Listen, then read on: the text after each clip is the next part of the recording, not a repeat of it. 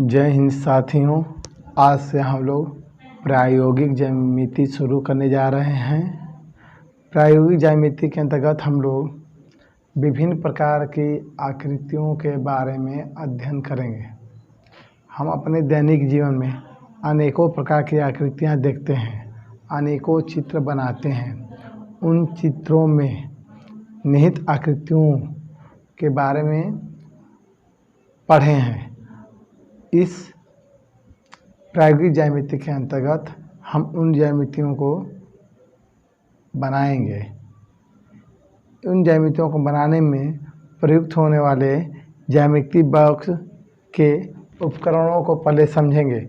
इन उपकरणों में क्या क्या होता है और उनकी सहायता से हम क्या क्या बना सकते हैं या उनका उपयोग किस प्रकार होता है। तो आइए चले वीडियो को शुरू करते हैं। पहले हम लोग समझने का प्रयास करते हैं ज्यामिति बॉक्स को।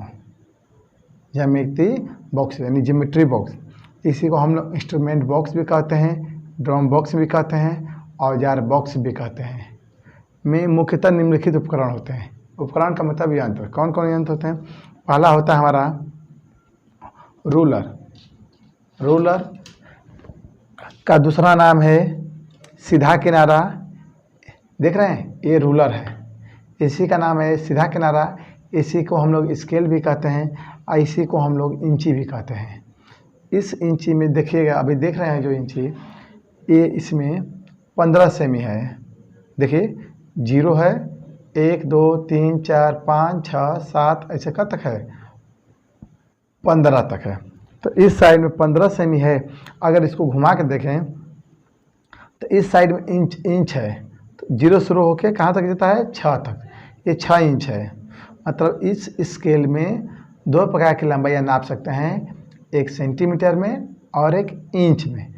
इसका प्रयोग हम लंबाई नापने के लिए भी हम लोग स्केल का प्रयोग रेखाखंडों को खींचने और उनकी लंबाइयों को मापने में करते हैं। तो इनके नापने और खींचने से पहले हमको इसके बारे में अच्छी तरह से जानकारी होनी चाहिए। तो आपको बता दें आपकी जानकारी के लिए कि एक इस जो ये आप देख रहे हैं सेंटीमीटर में देखिएगा तो छोटे छोटे खाने होंगे आपके यहाँ। 0 और 1 के बीच में 10 खाने होंगे, 1 और 2 के बीच में भी 10 खाने होंगे। देख रहे हैं, 2 और 3 के बीच में भी 10 खाने हैं। तो आपको बता दें कि 0 से 1 तक मतलब 1 सेमी। तो 1 सेमी में 10 mm होता है। मतलब 1 सेंटीमीटर में 10 मिलीमीटर होता है। ठीक है, 1 सेंटीमीटर कितने मिलीमीटर होता है? 10 मिलीमीटर। अगर इसी को हम पूछेंगे 1 मिलीमीटर बराबर कितना होता है, तो 1/10 सेंटीमीटर होता है। अगर 1 में 10 का भाग करेंगे तो 0.1 सेंटीमीटर आता है। कहने का मतलब है कि आप अगर 0 के बाद गिनती शुरू करते हैं खाने पर, तो जो पहला खाना होता है वो 0.1 सेमी होता है, दूसरा खाना 0.2 सेमी होता है। इस तरह अगर mm में बात करें तो पहला जो लाइन है 0 के बाद वो 1 mm है, उसके बाद 2 mm, उसके बाद 3 mm। मैं इसको यहाँ पर बनाकर समझाने का प्रयास करूँगा कि जैसे मान लेते हैं ये मेरा स्केल है, ये मेरा 0 है, 0 है ना। यहाँ पर छोटे छोटे खाने 1 2 3 4 5 वाला खाना थोड़ा बड़ा होता है, 5 6 7 8 9 10, यहाँ 1 होता है। तो जो पहला खाना आप देख रहे हैं, पहला खाना, इसको आप 1 mm कहते हैं। 1 mm का मतलब 0.1 सेमी, 0.1 सेमी। उसके बाद वाला आता है तो ये होता है 2 mm। 2 mm का मतलब 0.2 सेमी। इसी तरह ये 0.3 सेमी, 0.4 सेमी, ये 0. जो थोड़ा बड़ा होता है इसको कहते हैं 0.5 सेमी। 0.5 सेमी का मतलब 5 mm। ठीक है, उसके बाद ये 6 mm, 7 mm, 8 mm, 9 mm। 9 mm का मतलब 0.9 सेंटीमीटर। और जैसे ही 10 mm होता है तो वह 1 सेंटीमीटर हो जाता है। कितना? 1 सेंटीमीटर। इसके बाद भी गिनती होता है, उसके बाद भी होता है खाना 1 2 3 4 5 6 7 8 9 10, ये 2 होता है, 2 सेमी। तो ध्यान रखिए जो पहला होता है 1 के बाद, तो यह एक, हम अभी बताएं कि बीच में कितने का गैप होता है, 1 mm का गैप होता है। जो गैप होता है, रिक्ति होती है, वो 1 mm की होती है। 1 mm का मतलब 0.1 सेंटीमीटर। तो एक पहले से है 1 से 1 सेमी और बढ़ गया, तो इसको कहते हैं 1.1 सेमी। इसका मतलब है 1.1 सेमी का मतलब कि 1 सेमी 1 मिलीमीटर, उसके बाद ये 1.2 सेमी, फिर 1.3 सेमी, फिर 1.4 सेमी, और जो बीच वाला होता है वो 1.5 सेंटीमीटर। इसका मतलब 1 सेंटीमीटर 5 मिलीमीटर। इसी तरह हम लोग गिनती आगे पढ़ते हैं, ठीक है, आप लोग समझ गए होंगे।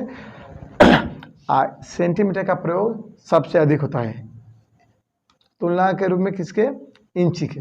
हम लोग ज़्यादा जो रचना करेंगे वो सेंटीमीटर के ही करेंगे, ठीक है। आप समझ गए होंगे कि जो छोटे छोटे खाने होते हैं वो मिलीमीटर में होते हैं। इसका उपयोग कैसे क्या करने में होता है, तो इसका उपयोग होता है रेखाखंड को खींचने में, सीधी लाइन खींचने में, और किस दिए हुए लंबाई को मापने में, लंबाई को मापने में, ठीक है। अब आगे बढ़ते हैं, इसका उपयोग विस्तृत में आगे पढ़ेंगे। अभी पहले हम लोग इंस्ट्रूमेंट बॉक्स यानी ज्यामिति बॉक्स में जो जो उपकरण होते हैं उनके बारे में अच्छे से समझ लें। दूसरा होता है प्रकार, इसको प्रकार कहते हैं। ये पेंसिल हम अलग से लगाए हैं, पेंसिल नहीं रहता है, ये जो है प्रकार, इसी को हम लोग कंपास कहते हैं, इसी को हम लोग लंगड़ा कहते हैं। देख रहे हैं इस प्रकार में एक तरफ होता है नुकीला भाग, किसका, प्रकार का नुकीला भाग, और दूसरे तरफ होता है पेंसिल रखने का जगह, जिसमें हम लोग पेंसिल रखते हैं, पेंसिल लगाते हैं, ठीक है। इसी को कहते हैं हम लोग कंपास या प्रकार या लंगड़ा, ठीक है। इसका काम क्या होता है, बराबर लंबाई अंकित करने में, हम इसका आगे इससे बराबर लंबाई हम अंकित करते हैं, और इससे हम चाप भी खींचते हैं। चाप क्या होता है, तो वृत्त का एक भाग होता है, जो वृत्त की परिधि होती है ना, परिधि का एक हिस्सा होता है। जैसे हम आपको बता देते हैं, मान लेते हैं ये हमारा सर्किल है, तो अगर इसमें से अगर हम थोड़ा सा भी लें, थोड़ा सा भी हिस्सा लेते हैं, मान लीजिए यहाँ से यहाँ लेते हैं, तो इसको हम लोग चाप कहते हैं, अब पूरे को वृत्त कहते हैं, ठीक है। तो इससे चाप भी खींच सकते हैं, इससे वृत्त भी खींच सकते हैं, ठीक है। अब अगला उपकरण हमारा है डिवाइडर, जिसका नाम विभाजक, डिवाइडर या विभाजक है। ये डिवाइडर या विभाजक, डिवाइडर या विभाजक, इसी को डिवाइडर या विभाजक। इसका काम क्या होता है, लंबाइयों को तुलना करने में, कौन छोटा है कौन बड़ा है। जैसे अभी हम देखिए, हम इसको नाप रहे हैं, देखना चाहते हैं कितना बड़ा है। जैसे मान लीजिए कोई भी चीज़ अगर छोटा सा, मान लीजिए ये मेरा कटर है, शार्पनर है, इसको हम देख रहे हैं कितना बड़ा है, कौन बड़ा है, एक कटर बड़ा है कि हमारा रबड़ बड़ा है। देखिए ये कटर का लगा दिए, ये रबड़, तो हम देख रहे हैं कि कटर की तुलना में रबड़ क्या है, बड़ा है, ठीक है। इसका विस्तृत जानकारी आगे मिलेगी आप लोगों को। अब आगे चलते हैं, सेट स्क्वायर, ये सेट स्क्वायर, ये सेट स्क्वायर है,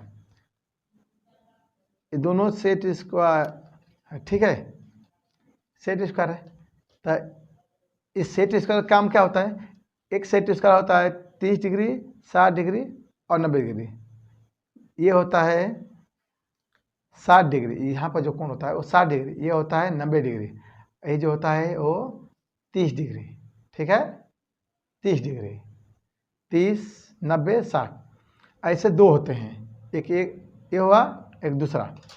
इससे क्या कहते हैं, हम लंब रेखाओं और समांतर रेखाओं को इससे खींचते हैं। लंब खींचता मतलब मालूम है ना कि ये कोना है, यहाँ पर 90 डिग्री कोण बना है, इससे हम लंब भी खींच सकते हैं, इससे समांतर भी खींच सकते हैं। इसका उपयोग हम लोग डिटेल में आगे पढ़ेंगे, ठीक है। अब आगे आते हैं चाँद, चाँद, इसी को चाँद भी कहते हैं, इसी को चांदा भी कहते हैं। ये क्या होता है, कोण मापक, अंग्रेजी में इसको कहते हैं प्रोटेक्टर। इसका काम क्या होता है, ये कोणों को खींचता है और मापता है। इससे हम कोण खींच भी सकते हैं, कोण माप भी सकते हैं। देखिए ये हमारा है प्रोटेक्टर चाँद। इसमें आप ध्यान रखिएगा, तो इसके ऊपर जीरो से बाएं से दाएं ऊपर गिनती लिखा रहता है, 0 से लेकर 180 तक, 0 से लेकर 180 तक ऊपर गिनती लिखा रहता है। अब वहीं नीचे दाएं से बाएं गिनती लिखा रहता है 0 से 180 तक। इसका मतलब हम किसी रेखाखंड के बाएं सिरे पर भी कोण बना सकते हैं, दाहिने सिरे पर भी कोण बना सकते हैं, जिधर मर्जी। उसके बारे में भी डिटेल पढ़ेंगे। ये अर्धवृत्त है एक तरह से, यह 180 डिग्री का होता है, ठीक है। ये बीच में मिड पॉइंट है, मतलब मध्य बिंदु है। इसका भी हम लोग अभी डिटेल में पढ़ेंगे, पहले इतना समझ लें। इस चांद का उपयोग क्या है? कोण को खींचना और कोण को मापना, ठीक है। अब आते हैं रबड़। रबड़ के बारे में सबको पता है कि अगर पेंसिल से बनाते हुए कुछ गलती हो जाए तो उस गलती को मिटाने के लिए हम लोग रबड़ का प्रयोग करते हैं। इसी को रबड़ और इसी को हम लोग कहते हैं इरेजर, मिटाने वाला, ठीक है। अब अगला है छिलनी। इसको कहते हैं छिलनी, छिलनी या कटर या शार्पनर। इससे हम लोग पेंसिल को छीलते हैं, पेंसिल छीलने का काम आता है। और एक होता है मेन पेंसिल, जिससे हम आकृति बनाते हैं। तो लगभग एक ज्योमेट्री बॉक्स में मुख्यतः 8 उपकरण, मतलब 8 उपकरण होते हैं, जिनकी सहायता से हम कोई ज्यामितीय आकृति की रचना करते हैं। अब हम इनका उपयोग करना सीखेंगे। अब हम लोग पहला है ज्यामितीय रचना में पहला हमको पढ़ना है रेखाखंड खींचना। हम लोग एकदम शुरू से पढ़ रहे हैं, 0 से पढ़ रहे हैं, ठीक है। तो हम लोग एकदम एक एक चीज़ बिना छोड़े हुए हम लोग पढ़ते जाएंगे। आप एकदम नए हैं तो आपको सीखने में कोई दिक्कत नहीं होगी। चलिए हम लोग 7.6 सेमी का एक रेखाखंड खींचना है। हम जानते हैं कि रेखाखंड खींचने में किसका उपयोग होता है? तो स्केल का, ठीक है। स्केल पर हमको पहले कभी भी कोई रेखा है तो हम जानते हैं गिनती कहाँ शुरू करते हैं हम लोग? 0 से। तो ये मेरा 0 है, आज 7.6 चाहिए, तो हम जानते हैं कि 7.6 क्या होगा? 7 से बड़ी संख्या है, 8 से छोटी संख्या है। 7 और 8 के बीच में होता है 7.6। तो 7 और 8 के बीचों बीच होता है 7.5। ये देखिए आपका 7.5 है, जहाँ मेरा पेंसिल की नोक है, ठीक है। 5 है, तो इसके जस्ट बाद वाला जो लाइन है ना वो 7.6 है, क्योंकि इसमें प्रत्येक जो छोटी छोटी लाइन होती है वो 1-1 mm की होती है, मतलब 1-1 मिलीमीटर की होती है। बात करें सेमी में तो 0.1 सेमी का एक खाना होता है। तो मेरा बीचों बीच जो है वो 7.5 सेमी का है, तो उसके जस्ट बगल वाला जो होगा वो 7.6 सेमी का होगा। अगर इसके जस्ट बाएं साइड की बात करें पहले तो 7.4 की होगी। तो हमें 7.6 खींचना है, तो पहला हम लोग क्या कहते हैं, स्केल रख लेते हैं। एक स्केल रखने के बाद पहला बिंदु हम लोग बनाते हैं 0 पर। देखिए पहला 0 पर रख दिए और दूसरा रखते हैं 7.6 पर। अभी आपको दिखाएं 7.6 पर। और रखने के बाद 0 से 7.6 तक के मिला देते हैं, 0 से 7.6 के मिला देते हैं। ये हमारा हो गया। इसका नाम आप कुछ भी रख सकते हैं, ए बी। ये हो गया 7.6 सेमी, यानी हमने 7.6 सेमी का एक रेखाखंड खींच दिया। रेखाखंड सीधा होता है, ठीक है, समझ आ गया। अब हम आगे सीखेंगे। अब हम लोग दिए गए रेखाखंड की लंबाई के बराबर रेखाखंड की रचना करेंगे। ये हमको पी की लंबाई दिया हुआ है, इसकी लंबाई हमको पता नहीं है। हम चाहें तो स्केल की सहायता से इसको माप सकते हैं। नापेंगे तो P को 0 पर रखेंगे। P को कहाँ रखेंगे? 0 पर। और उसके बाद देखेंगे कहाँ तक लंबाई जाती है। तो P को 0 पर रखेंगे तो देख रहे हैं कि हमारा ये जो Q सिरा है वो कहाँ पर है? 5 पर है, यानी जो यह रेखाखंड की लंबाई वो 5 सेमी है। इसी लंबाई के बराबर हमको एक अन्य रेखाखंड खींचना है। तो जब हम इसकी लंबाई नाप लिए हैं तो हम जानते हैं, अभी ऊपर जस्ट पढ़े हैं कि 5 सेमी इसकी लंबाई, तो हम 5 सेमी इसकी सहायता से एक लंबाई खींच सकते हैं, ठीक है। किसी सहायता से? तो हम स्केल की सहायता से। हम इस लंबाई को प्रकार की सहायता से भी खींच सकते हैं बिना इस लंबाई को नापे हुए। उसके लिए क्या करना पड़ता है? पहले हम एक लंबाई खींच लेते हैं। हम एक लंबाई खींच लेते हैं बिना नापे हुए, थोड़ा बड़ा खींचते हैं अनुमान से कि जो पीकी हो उससे बड़ा हो, ठीक है।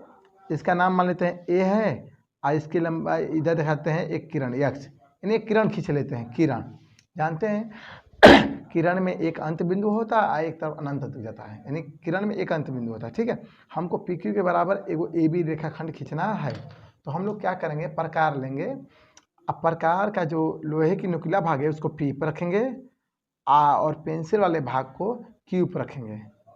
क्यू पर देखिए, क्यू पर रख दिए, क्यू पर रख दिए, देखा ना, क्यू पर रख दिए। अब इसी लंबाई को, अब इसी को उठाकर आप ए पर जो पी पर रखे थे प्रकार की नुकीला मतलब लोहा वाली भाग नुकीला ए पर रखेंगे और उसके बाद इसको कट कर देंगे, एक चाप काटेंगे। किस पर, एक्स किरण पर, एक्स किरण पर एक चाप काटे। ठीक है, और जहाँ चाप कटा है उसका नाम बी रख देंगे और जो ए बी होगा वो पी क्यू के बराबर होगा। इसको आप चाहें तो लंबाई नाप सकते हैं। देखिए इसका भी लंबाई आपको नापेंगे तो कितना आ रहा है, 5 सेमी, देख रहे हैं ना, ये भी 5 सेमी आ रहा है।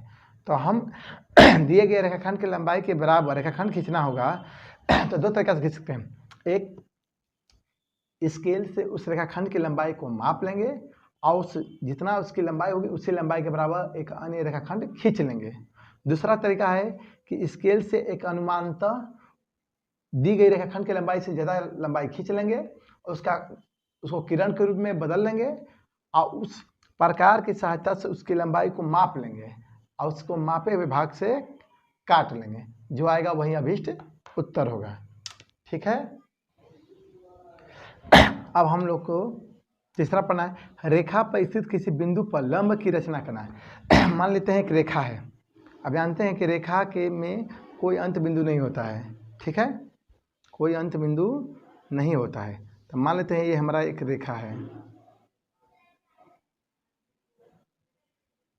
एक रेखा है। रेखा का मतलब जिसके दोनों ओर तीर लगा हो, ये तीर लगा है, इसका नाम मानते हैं ए, इसका नाम मान लेते हैं पी, ए बी। इस पर कोई बिंदु है, मान लेते हैं ये बिंदु पी है, कहीं पर भी, कहीं पर एक बिंदु पी है और हमको क्या करना है, इस बिंदु पर लंब की रचना करना है। तभी जब लंब की रचना करना हो तो बता दें कि सेट स्क्वायर का प्रयोग करके भी आप लंब खींच सकते हैं। कैसे, तो चलिए हम पहले आपको सेट स्क्वायर से रचना करना सिखाते हैं। ठीक है, तो जब सेट स्क्वायर से रचना करना हो तो कुछ नहीं करना है, बस इसको इस पर रखना है और इस लाइन को मिला लेना है। देखिए इस लाइन को, इस लाइन के ऐसा रखना है कि मतलब जो ये लाइन है ना, ये भी जो रेखा है वो इस लाइन के अनुसार हो। अब बस ये वाला ऐसे हो, ये लाइन पर हो गया ना, लाइन पर जब ये लाइन पर हो गया अब बस यहाँ कुछ नहीं करना है, पेंसिल से इस पर एक लाइन खींच देना है। ये देखिए, ये थोड़ा सा हिल गया हाथ, ये हाथ हिल गया, नहीं तो ये आपका लंब होगा। क डिग्री होगा, 90 डिग्री। आप चाहें तो यहाँ मिला सकते हैं किसी सहायता से, तो हम लोग खींचे हैं सेट स्क्वायर की सहायता से। देखिए देखिए 90 डिग्री है ना, 90 डिग्री, 90 डिग्री। तो ये इससे भी खींच सकते हैं और एक हम प्रकार की सहायता से भी खींच सकते हैं।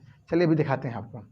मान लेते हैं मेरा ये रेखा है, मेरा एक रेखा है, इसको हम यहाँ खींच लेते हैं।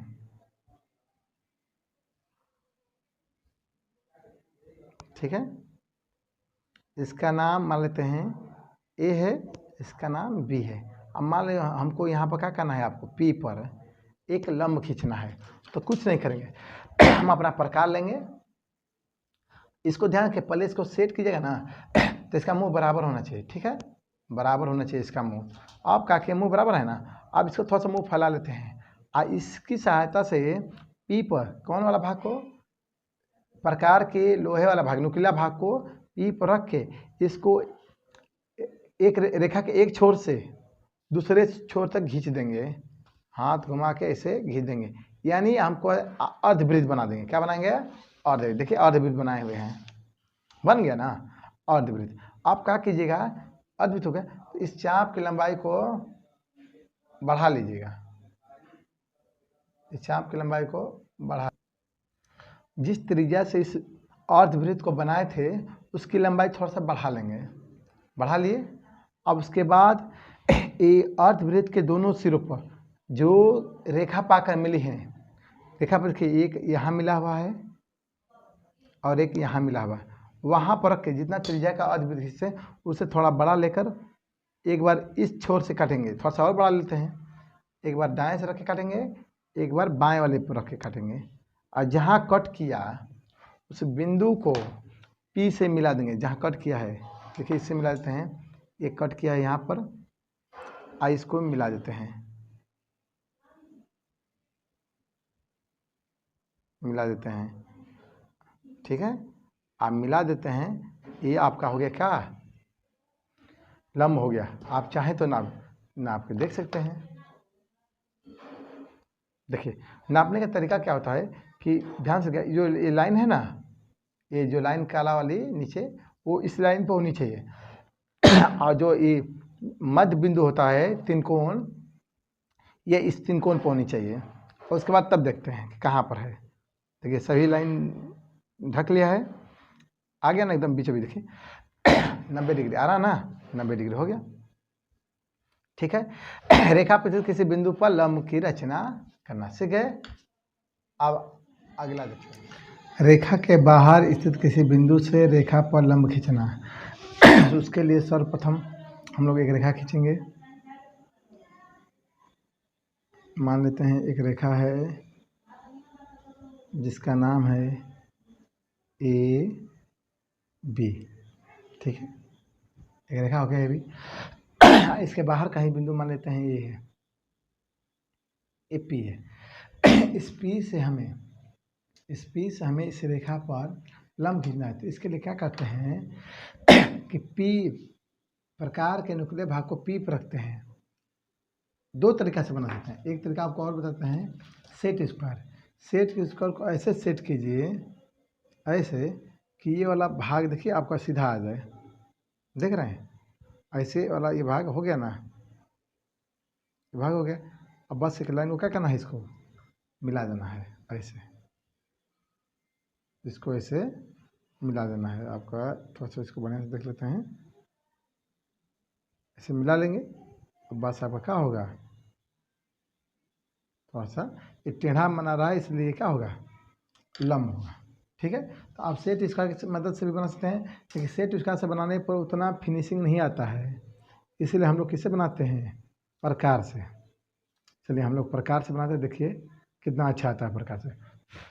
मान लेते हैं हमारा एक बिंदु है कहीं, मान लेते हैं ये बिंदु P है, ये बिंदु P है, और इस बिंदु से ये वाला बिंदु से हमको इस रेखा पर लंब खींचना था। क्या करना है, इस बिंदु से पर इसको रख के, देखिए इस बिंदु पर रख दिए ना, और थोड़ा सा इसके लंबा ऐसा लेना कि इससे थोड़ा बड़ा रहे, इस रेखा से थोड़ा बड़ा रहे।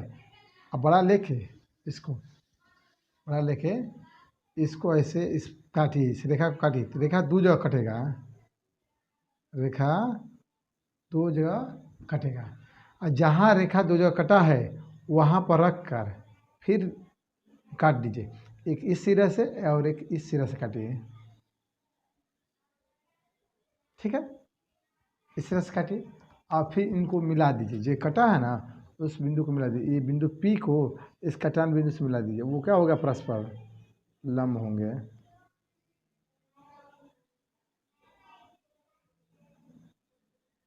आपका ये मिल गया। आप चाहें तो इसको हम नाप सकते हैं, नापिए, देखिए एकदम करेक्ट आया है, 90 डिग्री आया ना, करेक्ट 90 डिग्री, ये लंब है, ठीक है। ये हो गया। रेखा के बाहर किसी बिंदु से अगर रेखा पर लंब खींचना हो, तो उस बिंदु से जिस रेखा पर लंब खींचना है उस रेखा के बीच की दूरी थोड़ा सा बढ़ा लेंगे। अब बढ़ा के एक लाइन खींच लेंगे, और जहाँ एक चाप खींचते हैं, रेखा से बड़ा एक चाप खींचते हैं, और चाप जहाँ इस रेखा कट करता है उस सिरे से फिर चाप काटते हैं उसके नीचे, इस रेखा के नीचे दोनों सिरों से काट देते हैं, जहाँ कटता है उसको मिला देते हैं, ठीक है। इससे इस पर लंब हो गया। अब अगला देखते हैं। अब वृत्त की रचना करना है जब उसकी त्रिज्या ज्ञात हो। जैसे पहला एग्जाम्पल लेते हैं, 3 सेमी त्रिज्या का एक वृत्त खींचे। तो 3 सेमी त्रिज्या का वृत्त खींचना हो तो हमें इस स्केल की मदद से इस प्रकार के बीज, यानी पेंसिल के नोक और प्रकार के नोक के बीच की दूरी 3 सेमी सेट करना होगा।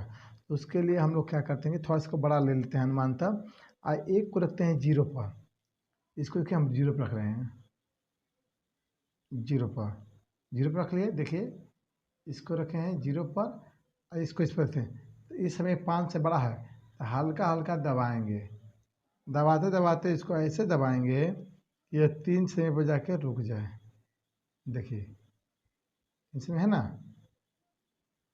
3 सेमी पर हो गया ना 3 सेमी हो गया। इसको जहाँ कागज़ सादा है ना वहाँ पर इस तल में कहीं इसको एक जगह रख दीजिए और रख के इसको एक बार हल्का हाथ घुमा दीजिए, एक बार इसको घुमा दीजिए, चाहे इस कॉपी को ही घुमा दीजिए।